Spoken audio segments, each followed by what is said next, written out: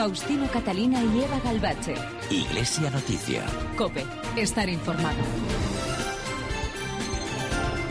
Muy buenos días, amigos, son las 8:30 del domingo 16 de febrero de 2014 y a esta hora, desde las emisoras de la cadena COPE, les ofrecemos, como cada 7 días, el tiempo semanal para la actualidad eclesial de estas últimas jornadas en España y en el mundo, una nueva edición de Iglesia Noticia que hacemos hoy con Rocío Fernández en el control de sonido y con Amparo Latre en la producción. Algunas destacadas noticias que desarrollaremos hasta las 9 de la mañana se las adelantamos en estos titulares. El martes se cumplió el primer aniversario de la renuncia del Papa Benedicto XVI. El obispo auxiliar emérito de Barcelona, Peretena, falleció el lunes a los 85 años. Hoy finalizan en Madrid las jornadas de delegados diocesanos y presidentes nacionales de apostolado seglar y se clausura en Córdoba el año jubilar trinitario. Por su parte, los jesuitas celebran el bicentenario de la restauración de la Compañía de Jesús. Su radio educativa, Radio ECA, ha recibido el premio especial de la Academia de Radio. El Papa se reunió el viernes, día de San Valentín, con más de 25.000 novios en la plaza de San Pedro. El cardenal Cañizares ha representado al Papa en Panamá en la clausura del 5º centenario de la primera diócesis en tierra firme en América. Faustino Catalina y Eva Galbache. Iglesia Noticia. COPE. Estar informado. El pasado martes, en la festividad de la Virgen de Lourdes, se cumplió el primer aniversario de la renuncia del Papa Benedicto XVI.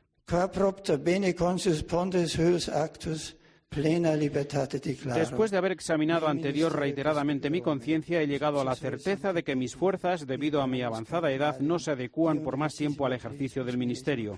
Con total libertad declaro que renuncio al ministerio de obispo de Roma y sucesor de Pedro.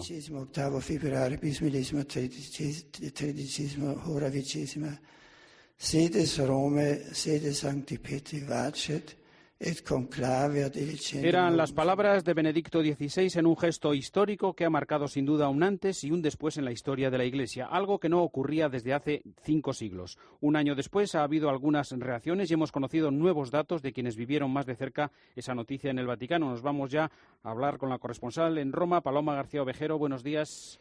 ¿Qué tal? Buenos días, Faustino. Hemos tenido la ocasión de escuchar cosas que hasta ahora ellos, los cercanos, no habían dicho. El primero en hablar fue el padre Lombardi, el lunes, una larga entrevista en su radio, en Radio Vaticana. Questo è per me, credo per la Chiesa, Benedetto XVI, il grande anciano. Esto es para mí y creo que para la Iglesia Benedicto XVI, el gran anciano, sabio, digamos también santo, que nos invita con serenidad, porque es también bello cuando se le ve, da verdaderamente una impresión de gran serenidad espiritual. Ha conservado su sonrisa, que era habitual en él en los momentos bellos en los que le encontrábamos, y nos invita, por tanto, a andar hacia adelante en el camino, con confianza y con esperanza. Andare avanti nel cammino con fiducia e con speranza. Ese mismo día, un poquito más tarde, Georg Ganswein, todavía secretario personal del Papa Benedicto, pero trabajando también para el Papa Francisco, contaba que en realidad él sí que lo sabía y aún así se quedó igualmente de piedra cuando lo escuchó. Io lo sapevo da tempo fa e certamente quando il Papa me l'ha detto. Yo lo sabía hace un tiempo y ciertamente cuando el Papa me lo dijo fue bajo el sigilo de no decir nada a ninguno y no le dije nada a nadie. Lo sabía, pero en el momento en que lo dijo me dio como un shock. El último día del pontificado fue para mí un día de un dolor bastante fuerte. Era un giorno di un dolore abbastanza forte. Y el que fuera secretario de Estado hasta hace bien poco, Tarcisio Bertone, fue más allá.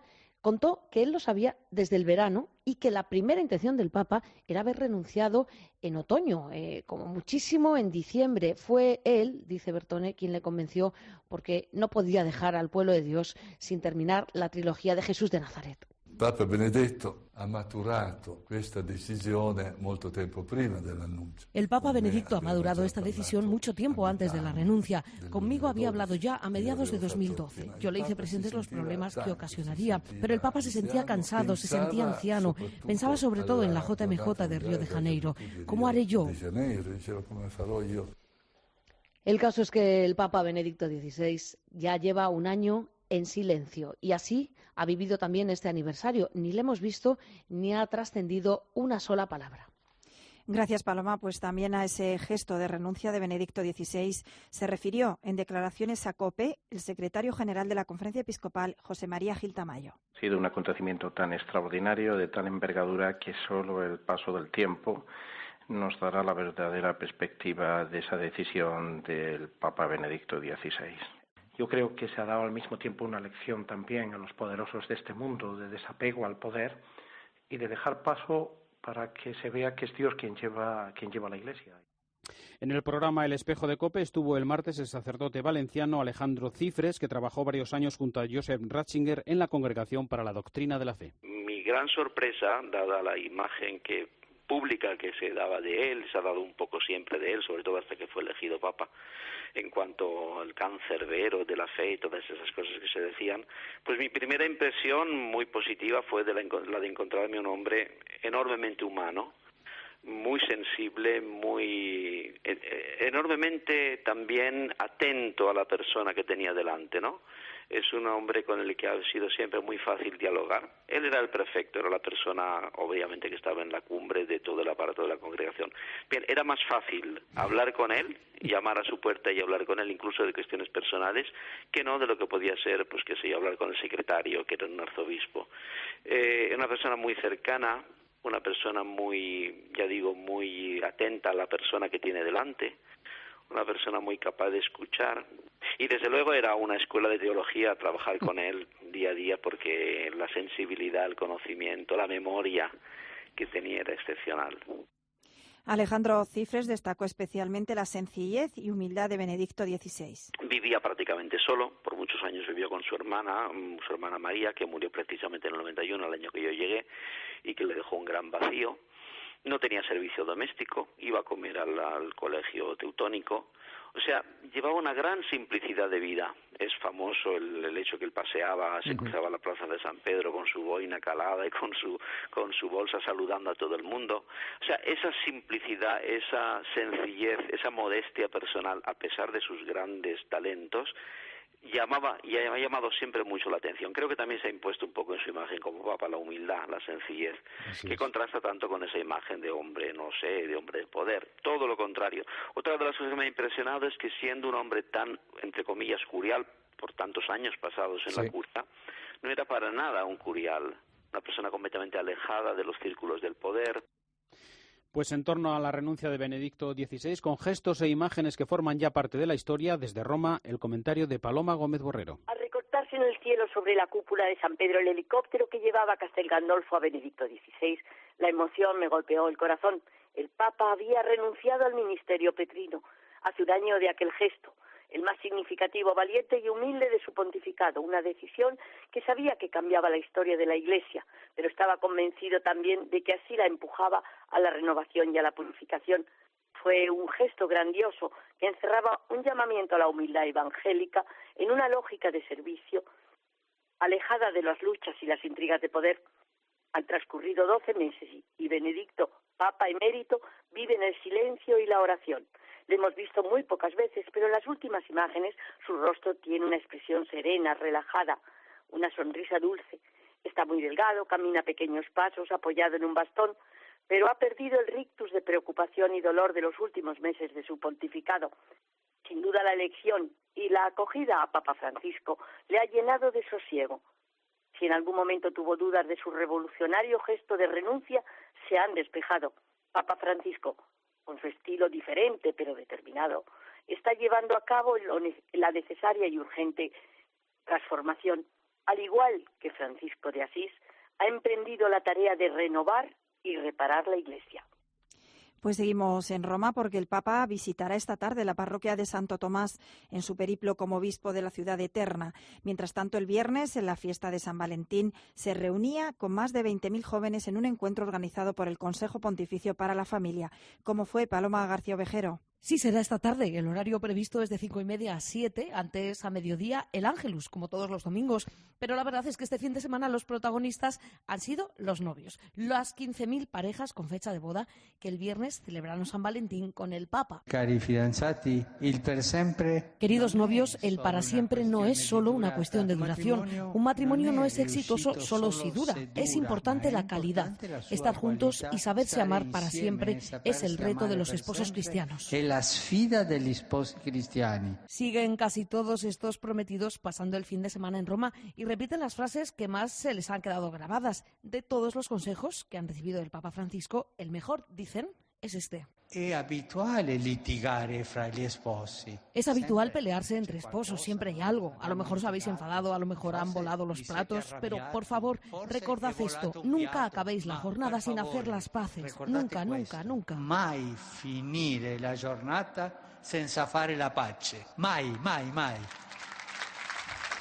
También sigue en Roma el obispo de Huelva, don José Vilaplana, que entre otras muchas cosas ha estado acompañando a unos peregrinos muy especiales. Saludo a los peregrinos de lengua española, en particular a los miembros de la Hermandad Matriz de Nuestra Señora del Rocío, acompañados por el obispo de Huelva. Efectivamente, el hermano mayor de la Hermandad Matriz de la Virgen del Rocío y el obispo de Huelva le invitaron al Papa después, personalmente, a conocer el Rocío. Le regalaron la medalla de la Virgen y él les contestó que Dios quiera, pero si no, seguro que visitaré a los almonteños desde el purgatorio. Lo que provocó las risas y un comentario. Esperamos que sea en vida, Santo Padre. En fin, esto ha sido esta semana, pero ahora empieza otra con muchos actos y muchas citas importantes. Sin ir más lejos, una nueva reunión del Consejo de Cardenales.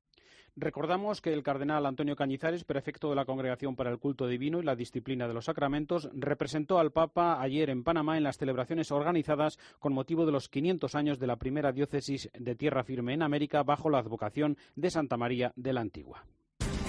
Faustino Catalina y Eva Galbache. Iglesia Noticia. COPE. Estar informado. Cuando hay noticias como esta, Stephanie tiene alerta a toda España. Es una borrasca. En COPE te damos la última hora.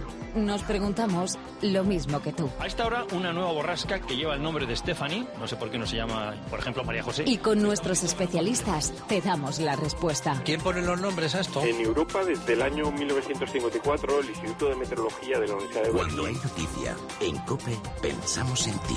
COPE. Estar informado. Unos ponen sus manos, otros la fuerza, otros la alegría, la experiencia, el conocimiento, las ganas. Si cada uno pone algo de lo que tiene, podemos cambiar el mundo. ¿Qué pones tú? Colabora. Hazte socio de Manos Unidas. Llámanos al 902 40 0707 o entra en manosunidas.org. Un mundo nuevo, proyecto común. Faustino Catalina y Eva Galbache. Iglesia Noticia. COPE. Estar informado. En Iglesia Noticia nos acercamos ahora a la actualidad en España. El cardenal Luis Martínez Sistac celebró el pasado martes el funeral por el obispo auxiliar emérito de Barcelona, Pere Tena, que falleció a los 85 años. Experto en liturgia, fue subsecretario de la Congregación para el Culto Divino. Desde COPE Barcelona, Joan Heredia. Cientos de feligreses se congregaron el pasado martes en la Catedral de Barcelona para darle el último adiós al obispo auxiliar emérito Pere Tena. La misa exequial fue oficiada por el cardenal Luis Martínez Sistac. El cardenal recordó la amplia labor realizada por Tena en beneficio de la Iglesia y destacó su carácter bondadoso y humilde. Me complace agradecerle al obispo Tena su larga y fecunda vida de 86 años. Nuestro hermano nació en el seno de una familia cristiana. El obispo Tena ha empleado su vida al servicio de la Iglesia y del mundo. Ha sido siempre un hombre de fe, bueno y humilde, y un buen sacerdote de los pies a la cabeza. Pere Tena nació en Hospitalet de Llobregat en 1928. Entre los años 1987 y 1993 fue subsecretario de la Congregación para el Culto Divino y la Disciplina de los Sacramentos. En el 1993 fue nombrado auxiliar del obispo de Barcelona. Reconocido mundialmente como una autoridad en el campo de la liturgia, estudió en el Seminario de Barcelona y en la Pontificia Universidad Gregoriana de Roma. Fundó el prestigioso Centro de Pastoral Litúrgica, que ha tenido una gran influencia en la aplicación de la reforma del Concilio Vaticano II. Desde el 1997 presidía la Comisión de Liturgia de la Conferencia Episcopal Española. Hoy finalizan en Madrid las jornadas de delegados diocesanos y presidentes nacionales de apostolado seglar. A estudios sobre la mesa la presencia de los laicos en la labor parroquial y misionera y la necesidad de su formación integral. Antonio Cartagena es el secretario de la Comisión Episcopal de Apostolado Seglar. Hasta el Congreso del 2004 de Apostolado Seglar, pues realmente los movimientos se conocían, pero no habían trabajado juntos, se hablaba de la comunión eclesial, pero era un reto a conseguir el que la comunión eclesial no fuese solamente algo teórico. Tenemos un reto muy importante, que precisamente la formación de los laicos, que eso no se hace de un día para otro, sino que el conjunto del mensaje cristiano es un reto que todavía muchos cristianos no lo tienen en cuenta. Y entonces, apoyándonos en la transformación misionera de la Iglesia, en la pastoral de conversión, todo lo que está diciéndonos el Papa, vemos que un reto muy importante es precisamente la formación de laico y evangelización de los profesionales e intelectuales, que aquí es un gran desafío. Esta semana se han celebrado en Madrid unas jornadas de estudio e información sobre el patrimonio cultural de la Iglesia. El tema estrella han sido las consecuencias que tiene para este patrimonio eclesiástico su declaración como bien de interés cultural. Manuel Íñiguez es el actual secretario de la Comisión Episcopal del Patrimonio Cultural. Pues se ha subrayado la importancia que tiene declarar un bien como interés cultural porque lleva anejo la obligación y defensa de ese bien cultural protegido, por lo tanto, a partir de este momento por las leyes y que nos lleva a conservar, a vigilar, a proteger, a defender y a divulgar, diríamos, respetando la naturaleza de ese bien.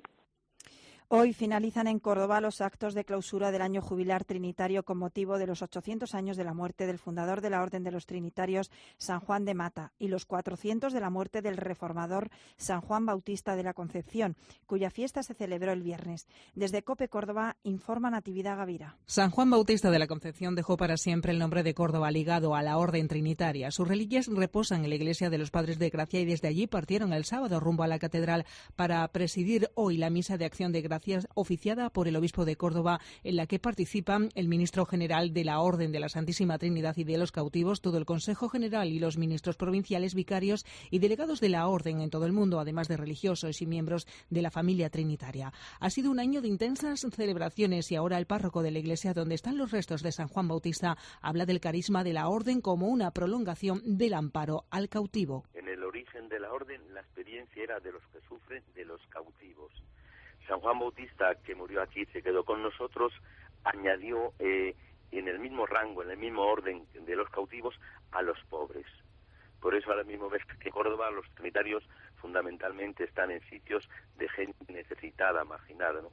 Cárcel, Proyecto Hombre, Cáritas, Comedor de Trasuntes de Córdoba, y yo creo que es la línea que queremos seguir, ¿no?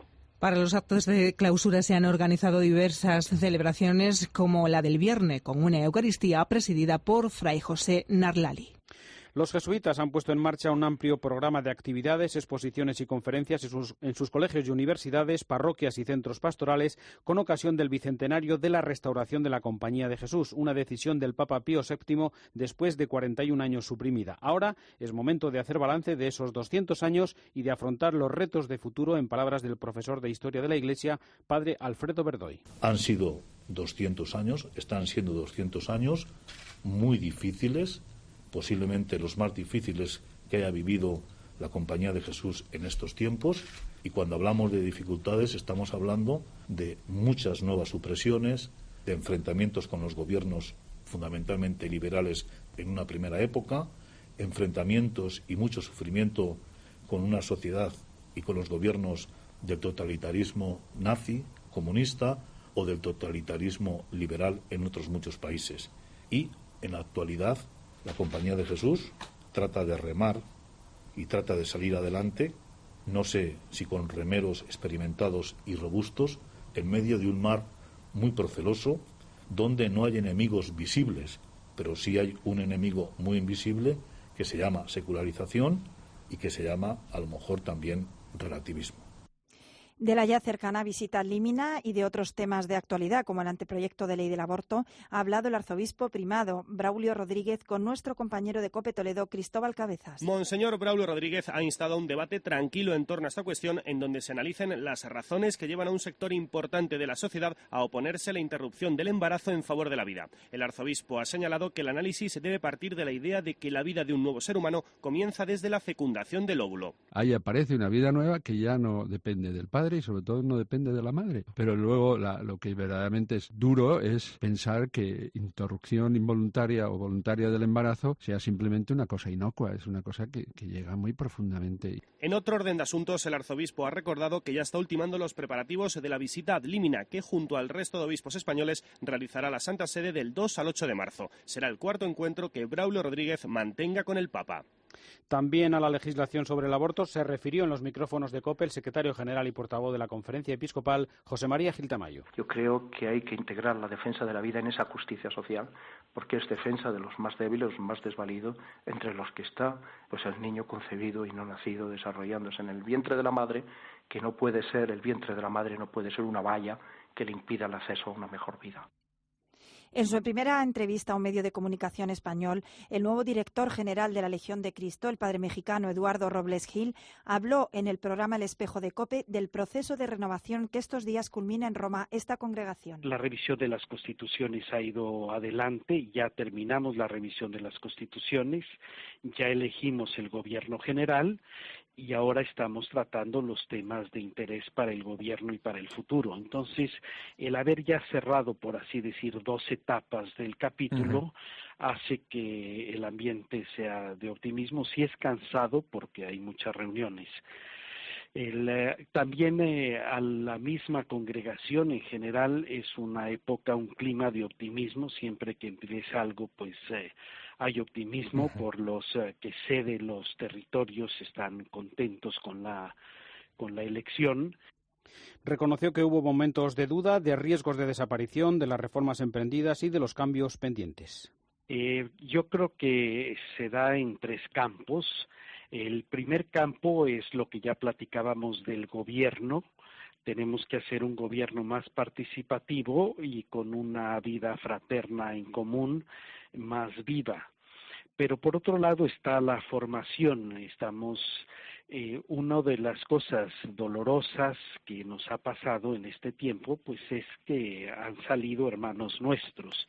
Y el delegado pontificio se planteaba, bueno, ¿por qué han salido? Y dice, bueno, tal vez una deficiencia en el discernimiento, en la formación.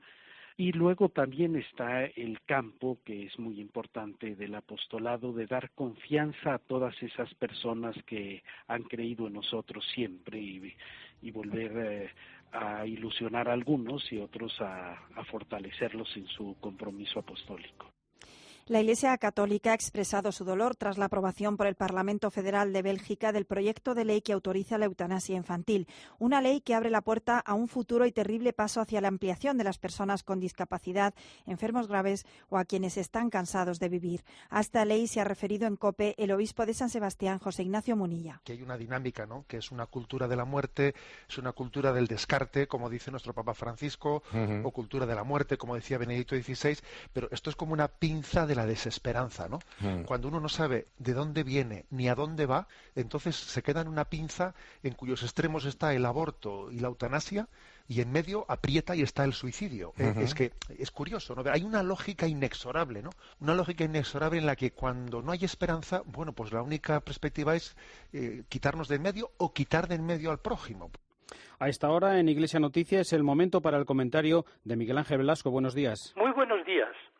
Que la ONU, a través de su Comité para la Defensa de los Derechos de los Niños, aproveche y manipule las miserias humanas de algunos miembros de la Iglesia para arrimar el ascua a su escuálida sardina moral y poner en tela de juicio tesis doctrinales y morales de la Iglesia sobre el aborto, la contracepción, las uniones homosexuales o la ideología de género, tiene en castellano una calificación exacta y precisa: indignidad. Y en el lenguaje coloquial del pueblo, una expresión castiza sumamente expresiva: pasarse varios pueblos. Es lo que ha hecho la ONU. Hace falta mucho cinismo, mucha hipocresía y una calaña incalificable para que una institución que no tiene autoridad moral para condenarse ni a sí misma, motivos le sobran, consiga que alguien tan sensato y moderado como el padre Lombardi, portavoz de la Santa Sede, denuncie que ha ido más allá de sus competencias en un documento anómalo. No se puede decir más claro ni ser más indulgente. Desde la plena seguridad de que los lacayos de toda condición no darán a la articulada y serena respuesta de la Santa Sede la misma cobertura mediática que le han regalado al intolerable intento de injerencia de la ONU, no está de más recordar que si fuera llueve, aquí diluvia. Basta escuchar a esa desalmada concejala socialista de Boadilla del Campo, contra la que la Asociación de Abogados Cristianos, con el apoyo de beneméritas asociaciones como DAUM España, ya han interpuesto una denuncia por la barbarie de su afirmación pública de que la atención médica a los niños con malformaciones es costosísima, más costosa que la constante corrupción, que los cambios de sexo y los impunes despilfarros de la gestión socialista.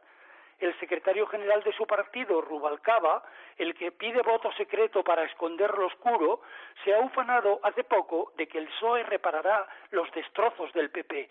Los destrozos de los niños abortados o aniquilados porque sus malformaciones son costosísimas también. Conviene ir tomando nota. Pronto hay elecciones europeas. Que pasen un buen día. Faustino Catalina y Eva Galvache. Iglesia Noticia. COPE. Estar informado. El Opus Dei prepara la beatificación de Álvaro del Portillo, que tendrá lugar en Madrid el próximo 27 de septiembre. Esta semana se ha presentado un vídeo y se han dado a conocer nuevos datos de su vida y obra en la prelatura. José Carlos Martín de la Hoz es el vicepostulador de su causa de beatificación. Sería eso de dar paz, o sea, tener paz y dar la paz. Es decir, don Álvaro era una persona que sabía hacerse cargo de las necesidades de los demás, sabía comprender, entender, disculpar. Por eso muchos que han trabajado con él decían que no tenía aristas. O sea, era un hombre con el que se podía hablar, aunque pensara completamente distinto, ¿no? Radio ECA, una iniciativa radiofónica puesta en marcha por la Compañía de Jesús hace medio siglo, recibió el jueves el premio especial de la Academia de las Artes y Ciencias Radiofónicas de España. El jesuita Lucas López, su actual director, nos ha recordado cómo nació. Pues hace 50 años un jesuita un poco loco, Francisco Villén, creyó que era posible enseñar por radio y desde entonces se puso en marcha una experiencia que no ha parado, que ha tenido muchísimo éxito combinando tres sencillos elementos, como es una clase radiofónica, un material de seguimiento y una tutoría. Estamos por muchos lugares de España, por muchos lugares del mundo, América Latina, África Occidental, Canarias, bueno, pues enseñando formación básica, formación para el empleo, titulación de bachillerato, formación profesional. Bueno, en eso estamos desde hace 50 años y a eso es lo que se dedica esta institución.